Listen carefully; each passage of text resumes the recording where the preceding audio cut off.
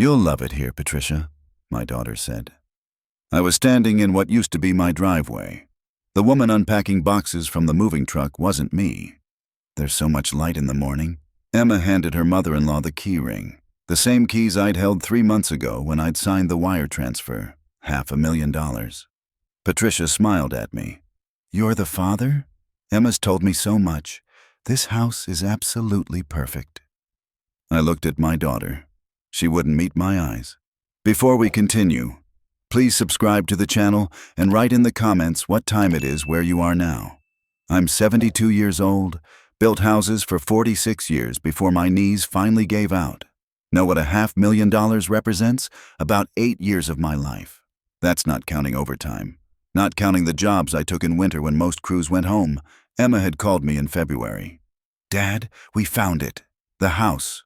Our forever home." Voice shaking with excitement. Real excitement. I hadn't heard her sound like that since she was 12 and got the lead in the school play. "It's perfect. 4 bedrooms. The kitchen has these windows that overlook the backyard. There's a maple tree that must be 60 years old." "How much?" $520. "We can cover 20 with our down payment, but Dad..." She paused. "We're so close. James got the promotion. The girls are finally in a good school district. This house would change everything." I was sitting in my apartment. 1 bedroom in a senior living complex. Moved there after Martha died. Didn't need the big house anymore. Sold it for $640. Paid off the last of the medical bills. Had about $580 left after everything. "Let me think about it," I said. Didn't take long to think. Emma was my only child. Martha and I had tried for years before she came along. Miracle baby, the doctor called her. I'd already given her $40,000 for the wedding. Paid off her student loans, another $68,000. Helped with the down payment on their starter home, $25,000. This was different, though. This was her dream. The house where she'd raise my granddaughters, where we'd have Christmas morning and birthday parties and all the moments Martha hadn't lived to see. I called her back that night. "I'll do it." "Dad, are you sure? I'm sure. You're my daughter. This is what the money's for." She cried. Real tears. "Thank you. God, Dad, thank you. This means everything. You'll have your own room.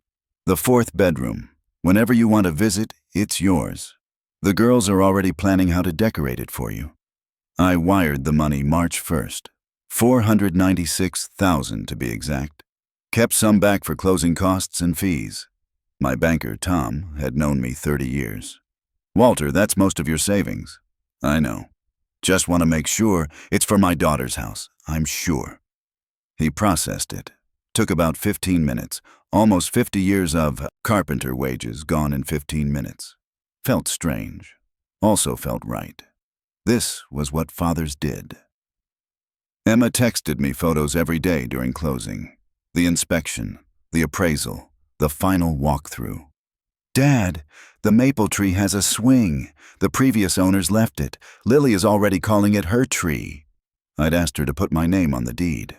"Just as a co-owner," I'd said, "for protection, in case something happens." "Dad, nothing's going to happen, but if it makes you feel better, sure. I'll talk to James." She never did. I asked twice more. She said the lawyer advised against it, something about tax implications. Said they'd add me later, after they refinanced. "It's just cleaner this way, Dad. You trust me, right?" I did. She was my daughter. They closed April 10th. I drove up for the closing, 4-hour drive from my apartment. Emma had texted me that morning. "Dad, the closing got moved up to 9. Can you make it by noon instead? We'll do a little celebration lunch." Got there at 11:30. The house was beautiful. Brick front, white shutters, that maple tree in the back visible from the driveway. Emma's car was there. So was a BMW I didn't recognize. I knocked. Emma opened the door. Smiled, but it was tight. "Dad, hey, come in." The house smelled like paint. Fresh paint. Someone had already started unpacking. Boxes everywhere, but organized. Labeled in handwriting that wasn't Emma's. "Dad, this is Patricia, James's mother." The woman was about my age, 70 maybe. Well-dressed. Hair done. She extended her hand. Walter, I've heard so much about you. This house is just stunning. She's helping us unpack, Emma said quickly. You know how it is, moving day chaos. I looked around. Living room furniture already arranged. Curtains up. Photos on the mantel. Not wedding photos. Photos of James and Patricia. James as a kid. Patricia and some man I assumed was her late husband. Where are my pictures? I asked. Emma had 3 framed photos of me and Martha. One from our wedding. One from Emma's graduation. One from the girls' baptism where I was holding both of them. Oh, we haven't gotten to those boxes yet. Patricia, do you want to show Dad the kitchen? The windows are incredible. Patricia led me through. Talked the whole way about the house. The bones are solid. James and I looked at 12 properties before we found this one. The school district alone makes it worth the price. James and I. Not James and Emma. I stopped in the kitchen. You help them house hunt? Oh, constantly. I have an eye for these things. Sold real estate for 30 years before I retired. She ran her hand along the counter. Granite. Not the cheap stuff either. This is the kind of investment that holds value. Emma was standing in the doorway, face pale. Emma, can I talk to you? Dad, I need to… Now! We went out back. The maple tree was bigger up close. The swing hung still in the April air. I could see Lillian Rose's bedroom window from here. Could see them growing up in this yard, if I was ever allowed to see it. What's going on? Nothing's going on. Patricia's helping us move. That's it. She helped you house hunt. James wanted her input. She knows real estate. You told me you and James found this house. We did. She came to a few showings. That's normal, Dad. What's not normal is my pictures not being up. What's not normal is her photos on the mantel in a house I paid for. Emma's jaw tightened. You gave us money for the house. You didn't buy us a house. There's a difference. I gave you $496,000. That's not money for the house. That's the house. We put down $20,000. 4%. You put down 4%. I put down 96%. Dad, please don't do this. Not today. We're finally in. We're happy. Can you just be happy for us? Patricia came out. Everything okay? Walter, I made coffee if you'd like some. You made coffee? In my daughter's house. That I paid for. How long are you staying? I asked Patricia. She glanced at Emma. Well, Emma and James asked me to stay a few weeks, help them get settled. I'm in the 4th bedroom. Such a lovely space. The 4th bedroom. My room. The room Emma had promised me. Emma. My voice came out level. Took effort. Can we talk inside? We went to what I guessed was James's office. Boxes labeled James, work files. Patricia stayed in the kitchen, humming. You gave her my room. Dad, we needed help. Patricia offered. You told me that room was mine. You said whenever I visited, it was mine. And it will be, once she leaves. This is temporary. Where am I supposed to sleep when I visit? The couch is really comfortable, or we can get an air mattress. 50 years. I'd swung hammers for 50 years, framed houses in August heat and January cold, ruined my knees, my back, my hands. $500,000 for an air mattress. Put my name on the deed. What? Put my name on the deed, as a co-owner, like I asked. Dad, we've been through this. We haven't been through anything. You said you'd talk to James. You said you'd add me later. I want it now. That's not how it works. Then make it work. I gave you $500,000. I get protection. Emma's face changed. Colder. Is that what this is about? You want to control us? I want my name on my investment. Your investment? She laughed. Sharp. It was a gift, Dad. You can't give someone a gift and then demand equity. It wasn't a gift. It was a down payment on my daughter's house. The house where I'd have a room, where I'd watch my granddaughters grow up. That was the deal. There was no deal. You offered. We accepted. That's it. Patricia knocked on the door. Sorry to interrupt. Walter, I made you a cup of coffee. 2 sugars, right? Emma mentioned that. To her mother-in-law, who was living In my room. In the house I bought. I didn't take the coffee, left through the side door. Emma called after me. "Dad, don't leave like this. Dad!" Drove 4 hours back to my apartment. Hands steady on the wheel. Didn't cry, didn't rage. Just drove. Got home. Sat in my car in the parking lot. My apartment building was brown brick, 4 stories. My unit was on the 2nd floor. 1 bedroom, kitchen barely big enough for a table. Living room with Martha's chair that I still couldn't get rid of.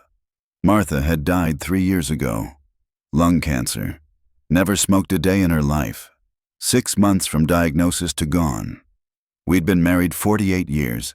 She'd made me promise. Take care of Emma. Make sure she's okay. I'd tried. I opened my banking app. The transfer history. March 1st, $496,000 to Emma Sullivan. House purchase. Below that, February 28th, $350 to Emma Sullivan.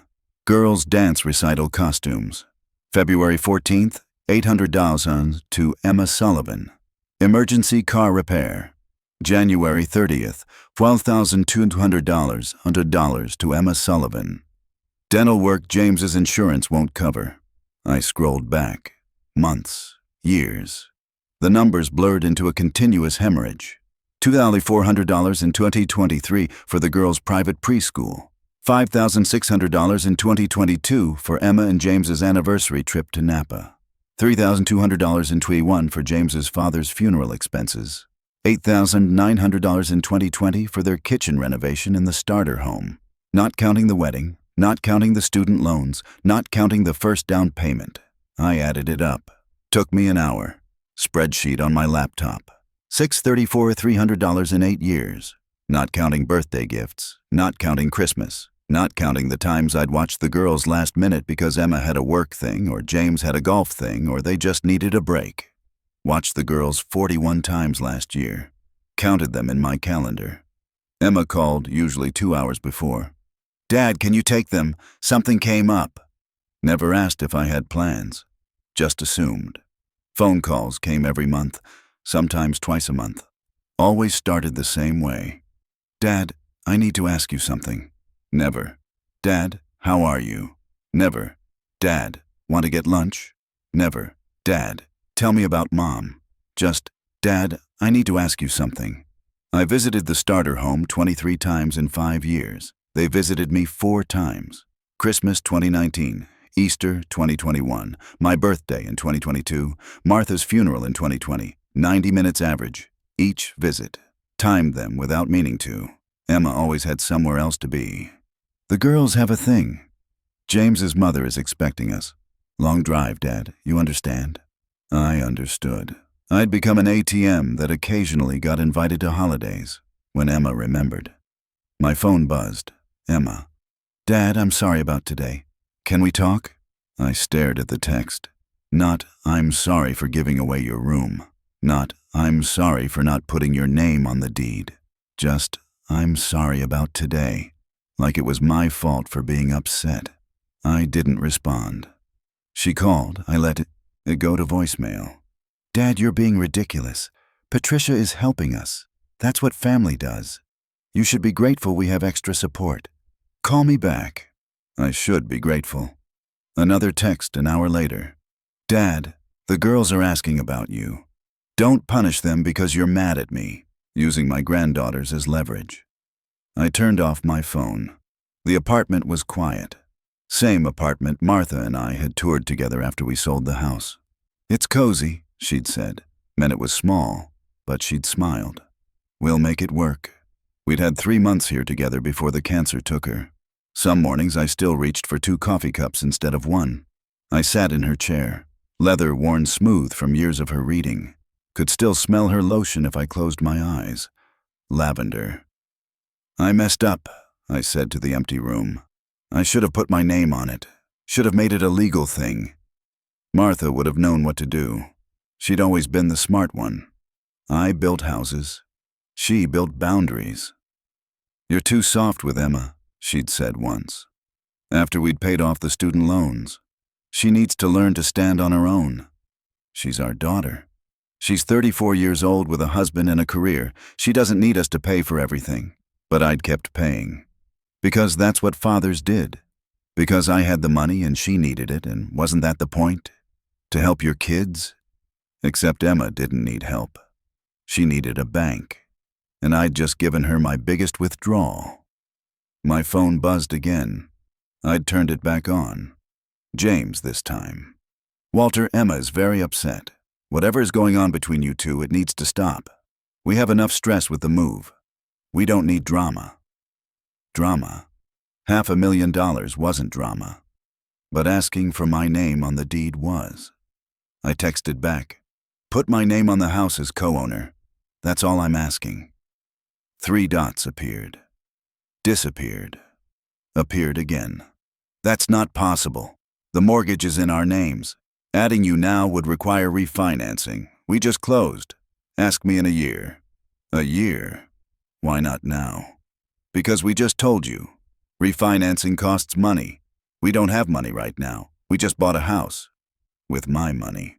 I'll pay the refinancing costs. No response for 10 minutes. Then, Emma says you're trying to control us. That's not okay. You gave us a gift. You don't get to attach strings after the fact. A gift. I called my lawyer. Phil had handled our will, the house sale, Martha's estate. 78 years old. Semi-retired, but still took my calls. Walter, been a while. How are you? I need advice.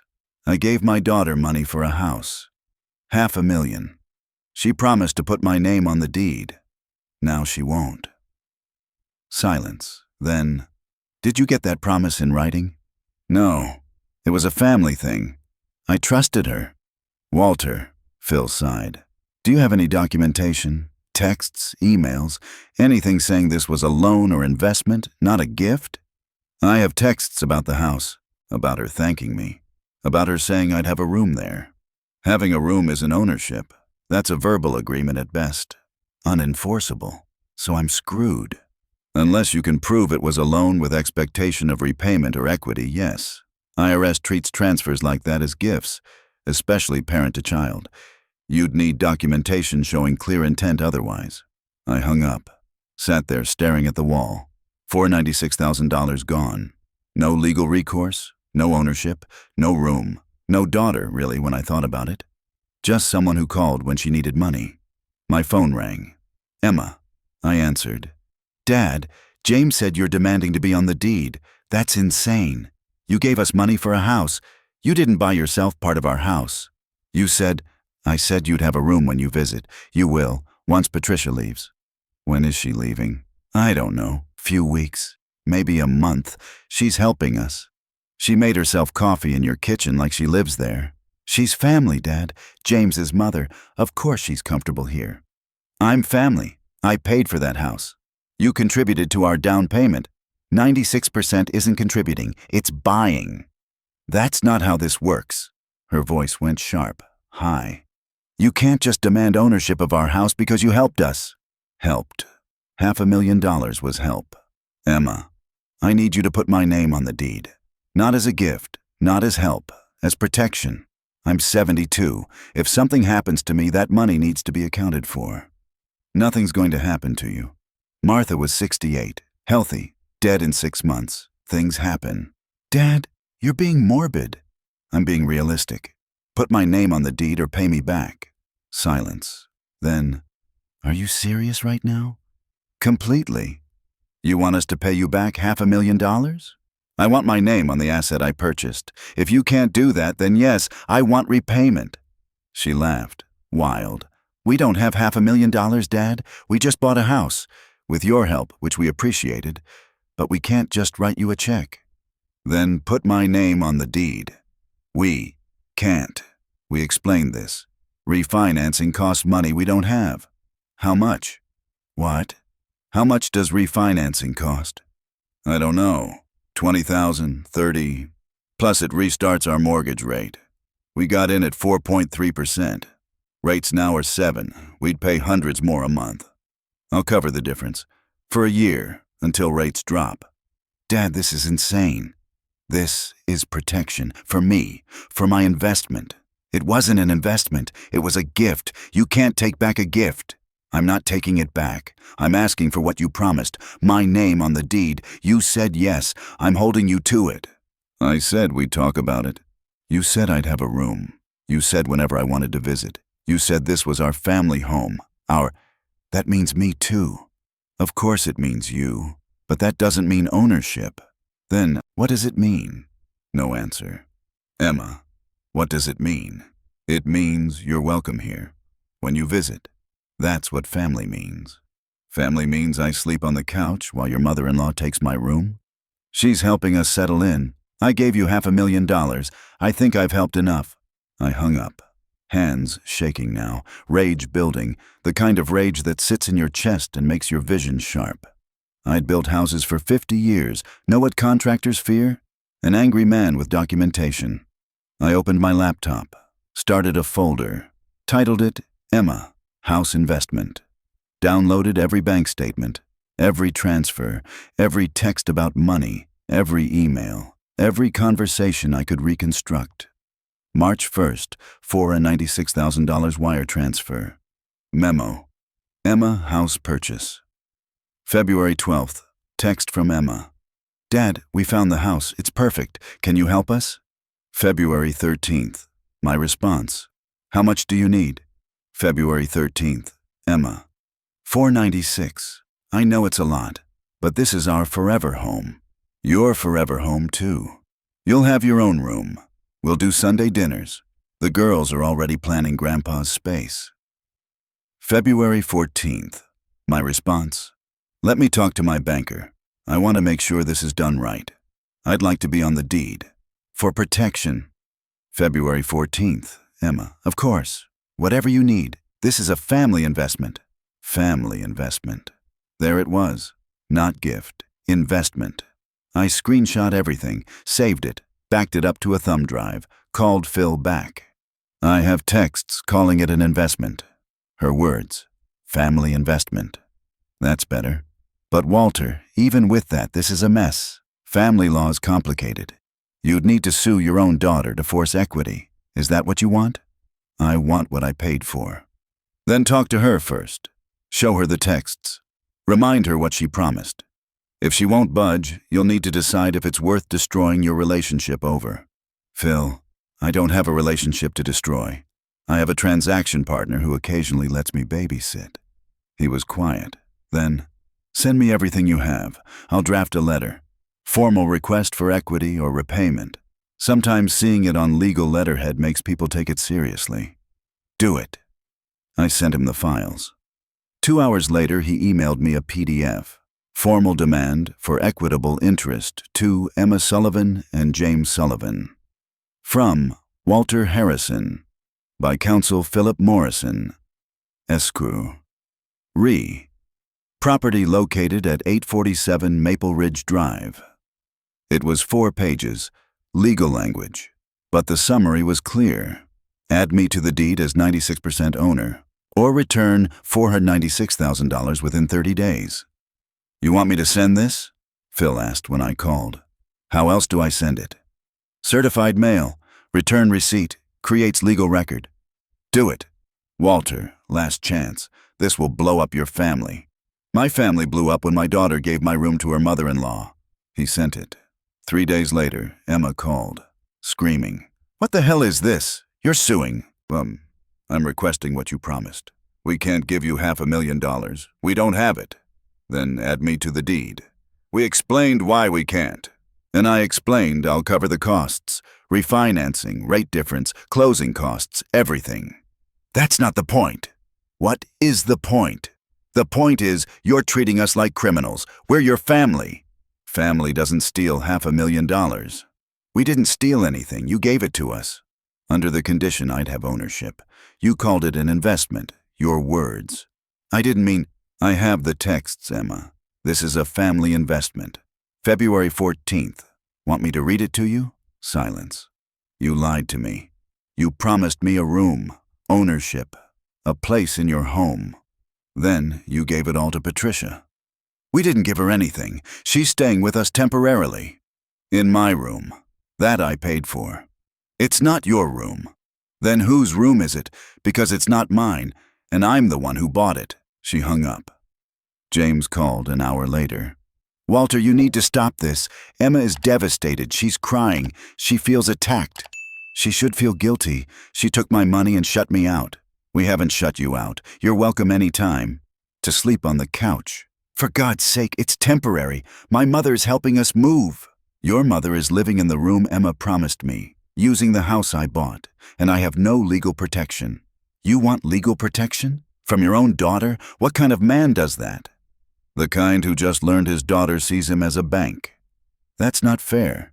What's not fair is taking $500,000 and refusing to give me what I asked for in return. We said we'd add you later. Later isn't acceptable. Now we'll return the money. We can't return it. It's in the house. Then refinance. Add me to the deed. I'll cover every cost, or I'll put a lien on the property.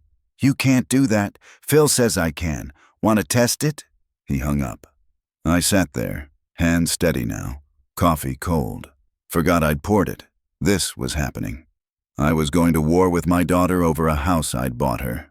Martha would have been proud, or horrified. Hard to tell. My phone buzzed. Text from a number I didn't recognize. Mr. Harrison, this is Patricia Chen, James's mother.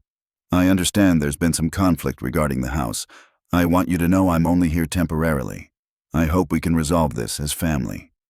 Patricia Chen, James's mother, texting me about the house I paid for. I didn't respond. Another text. Emma. Dad, you're tearing this family apart. Is money really more important than your granddaughters? Using the girls again. I texted back. This isn't about money. It's about respect and honoring your word. We are honoring our word. You'll have your room when you visit. When Patricia leaves. Yes. When is she leaving? No response. I called. Emma answered. When is Patricia leaving? I don't know, Dad. Few weeks, maybe longer. She's been helpful. How much longer? I don't know. Why does it matter? Because I need to know when I can use the room I paid for. You didn't pay for a room. You helped us with the house. I paid for 96% of the house. That means I paid for 96% of every room, including the one you gave to someone else. This is insane. What's insane is you taking my money and acting like I'm unreasonable for wanting what you promised. Fine. You want a timeline. She's staying until June. June? That's 2 months. She's helping us renovate the basement. We're turning it into a guest suite. You're renovating? You just said you don't have money. James's company is covering it, part of his relocation package. So you have money for a basement renovation, but not for refinancing to add my name? That's different. How? The basement adds value. And my $500,000 didn't? She hung up. I texted Phil. They're renovating. Have money for that, but not refinancing. Can we use that? Maybe. Shows financial capacity. But Walter, you need to prepare yourself. This might go to court. Then it goes to court. You'll lose your daughter. Phil, I already lost her. I just didn't know it until now. That night I couldn't sleep. Lay in bed staring at the ceiling. Martha's side empty. Always empty now. I should have listened to you, I said to the dark. Should have set boundaries earlier. But I hadn't. And now here I was, 72 years old, fighting with my only child over money and respect and a room I'd never get to use. My phone lit up. 3 a.m. Emma. Dad, I need you to drop this, please. James is talking to lawyers. This is getting out of control. I'll drop it when my name is on the deed. We can't afford to refinance right now. We just explained this. Then you can't afford the house. Sell it. Pay me back. Are you kidding? No. You want us to sell our house? The girls' house? Their school? Their friends? I want what I paid for. If you can't give me that, then yes, sell it. You're insane. I'm done being an ATM. Is that what this is about?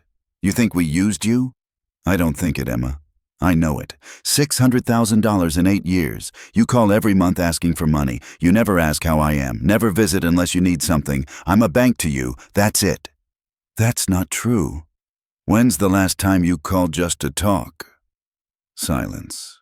When's the last time you visited me? Not for Christmas or a holiday. Just visited. Dad, we're busy. When's the last time you asked about your mother? About how I'm doing without her? About anything that doesn't involve money? Nothing. That's what I thought. I hung up. Didn't sleep the rest of the night. The next morning I got a call from a lawyer. Not Phil. Someone else. Mr. Harrison, my name is Catherine Brennan. I represent Emma and James Sullivan. I'm calling regarding your demand letter. What about it? My clients are willing to offer you a compromise. They'll pay you back $50,000 within 6 months. In exchange, you'll sign a document acknowledging the remaining funds were a gift. No, Mr. Harrison, I gave them $500,000. They can pay me back $500,000 or add me to the deed. Those are the options. That's not realistic. Then they shouldn't have taken the money.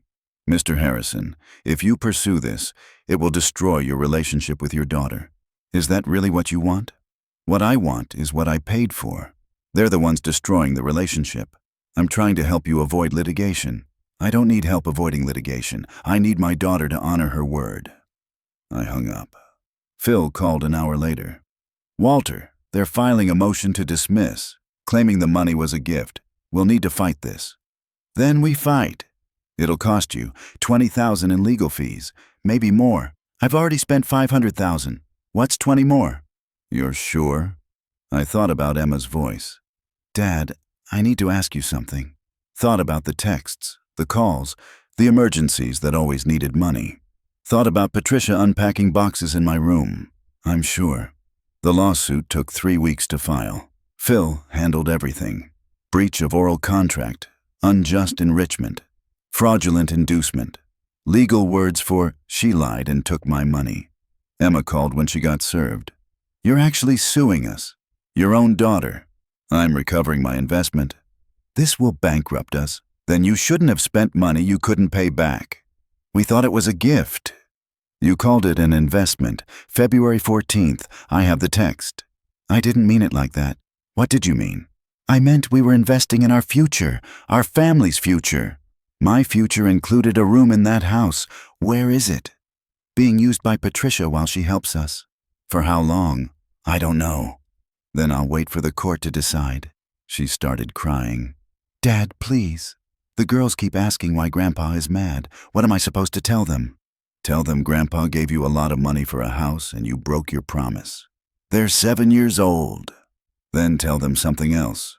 But don't use them to manipulate me. I'm not manipulating. Emma, every time you're losing an argument, you bring up the girls. Stop it. Silence. Then, I never knew you could be this cruel. I'm not cruel. I'm done being used. She hung up. I sat there, hands shaking. Not from rage anymore, from something else. Grief, maybe. The death of something I'd thought was real. Phil called a week later. Good news and bad news. Good news. Her family investment text helps us. Bad news. This is going to trial. Judge won't dismiss. How long? 6 months. Maybe 8. What do I do until then? Wait. Don't contact Emma. Don't discuss the case. Let the lawyers handle it. So I waited. Emma tried calling twice. I didn't answer. James sent an email. Walter, this has gone far enough. Let's sit down and talk like adults. I forwarded it to Phil. Patricia sent a text. Mr. Harrison, I'm moving out at the end of May. I hope this resolves the conflict. Family is too important to lose over misunderstandings. Too late. This wasn't a misunderstanding. This was betrayal. 3 months into the lawsuit, Phil called. They're offering a settlement. $100,000 plus your name on the deed as 20% owner. No. Walter, that's not a bad deal. I paid 96%. I want 96% or full repayment. You won't get that. No judge will award you majority ownership of their primary residence. Then what will a judge award? Maybe 30%. Maybe repayment over time, 10, 15 years. But Walter, you need to think about this. Even if you win, you lose. Emma will never forgive you. She already hasn't forgiven me. for expecting her to keep her word. This is your last chance to walk away with something. I don't want to walk away with something. I want what I paid for. Then we're going to trial. 4 months in, the trial date was set. September 12th. Judge Morrison, Family Court. I prepared. Phil sent me a list of documents to bring. Bank statements, texts, emails, timeline of every conversation about the house. I organized it all into a binder. Tabs for each month, each transfer, each broken promise. The weekend before trial, my neighbor knocked on my door. Diane, 74, widowed like me. We had coffee sometimes, talked about our kids, complained about our knees. Walter, I heard about the lawsuit from Barbara, who heard from her daughter, who heard from someone at church. Small town. Everyone knew. Yeah. Are you okay? No. She came in, made coffee without asking, sat down across from me. Tell me. So I did. All of it. The money, the room, Patricia, the lawsuit. She listened, didn't interrupt. When I finished, she said, "You did the right thing." Did I? She lied to you, took your money, shut you out. That's not love, Walter. That's use. She's my daughter. She's an adult who made a choice. You're allowed to protect yourself. I'm destroying my relationship with my granddaughters. Emma is destroying that relationship, not you. You set a boundary. She chose money over you. I stared at my coffee, cold again. You know what the worst part is? I said. I'd do it again. If Emma called right now and said she was sorry, really sorry, I'd drop it all. I'd walk away from the lawsuit, the money, everything, just to have my daughter back. I know. But she won't. She won't call. She won't apologize. She'll fight this all the way because she thinks she's right. Then you fight back. Not because you want to, because you have to. She left. I sat there until dark. September 12th arrived. I drove to the courthouse. Phil met me outside. They're here. Emma, James, and their lawyer. Last chance to settle. They're offering 30% ownership. Final offer. I want 50. They won't do 50. Then we're going in. The courtroom was small. Family court wasn't like TV. Just a judge, a clerk, and a few chairs. Emma and James sat on one side. I sat on the other. Emma looked thin, tired. Wouldn't look at me. Judge Morrison was a woman. Late 50s. Sharp eyes. She reviewed the filings while we waited. All right, she said. Mr. Harrison, you claim you gave your daughter $496,000 for a house purchase with the expectation of ownership. Ms. Sullivan, you claim this was a gift. Let's hear it. Phil went first, walked through the texts, the family investment language, Emma's promise of a room, the pattern of financial dependence. Your Honor, this was clearly a transaction, not a gift. Mr. Harrison expected and was promised equity. He asked multiple times to be added to the deed. Each time he was put off. This is unjust enrichment. Emma's lawyer argued back. Your Honor, this is a father helping his daughter. That's a gift. The texts are taken out of context. The phrase family investment is emotional language, not legal language. There was no written agreement, no promissory note, no contract. This is buyer's remorse. Judge Morrison looked at me. Mr. Harrison, did you have a written agreement? No, Your Honor. I trusted my daughter. Did you ever, at any point before the money was transferred, discuss repayment terms, interest, equity percentage? I asked to be on the deed, multiple times. She said yes. Verbally, yes. But no written agreement specifying what percentage of ownership? No. She looked at Emma. Ms. Sullivan, did you promise your father ownership? Emma hesitated. I told him he'd always have a place in our home. That's not what I asked. Did you promise him ownership? I said we'd add him to the deed later, for estate planning. But you didn't. We couldn't afford to refinance. But you could afford a basement renovation? Emma went pale. That's different. How? That's part of James's relocation package. So you had financial capacity. You chose not to prioritize adding your father to the deed. You didn't think he'd enforce his request, because he's your father and you assumed he wouldn't push back. Emma didn't answer. Judge Morrison flipped through the documents. Mr. Harrison, you've given your daughter over $600,000 in 8 years. Why? She's my daughter. I wanted to help. Did you expect repayment for the earlier amounts? The wedding, student loans, down payment on her first house? No. Why is this different? I looked at Emma. She was staring at the table. Because this was supposed to be my home too. She promised me a room, place in her life. Then she gave it to her mother-in-law instead. Judge Morrison nodded slowly. Ms. Sullivan, why did you give your father's promised room to your mother-in-law? She was helping us move. Answer the question. Your father gave you $500,000 with the understanding he'd have a room. You gave that room to someone else. Why? It was temporary. How long was she staying? A few months? How many months? Emma looked at her lawyer. He nodded. 3 months, maybe 4. Did you tell your father this timeline? No. Did you offer him alternative accommodations during that time? Another room? Help finding an extended stay hotel? We said he could use the couch. You offered your father, who gave you $496,000, a couch. The courtroom went silent. Judge Morrison set down the papers. Here's what I see. Mr. Harrison gave his daughter a significant sum of money with a reasonable expectation of being included in the household, not as a guest, as family. Ms. Sullivan accepted the money, made promises, then prioritized her mother-in-law's comfort over her father's equity. That's not a gift. That's a transaction where one party didn't honor their end. Emma started crying. However, the judge continued, I can't award Mr. Harrison majority ownership of a primary residence. That would displace a family with minor children. What I can do is order equitable remedy. She looked at both lawyers. Here's my ruling. Ms. Sullivan, you have 2 options. 1. Refinance within 90 days and add Mr. Harrison to the deed as 40% owner. He'll cover refinancing costs and any rate difference for 1 year, as he offered. 2. Sell the house within 6 months and repay Mr. Harrison $496,000 plus interest. You choose. Emma's lawyer stood. Your Honor, they can't afford either option. Then they shouldn't have taken money they couldn't honor.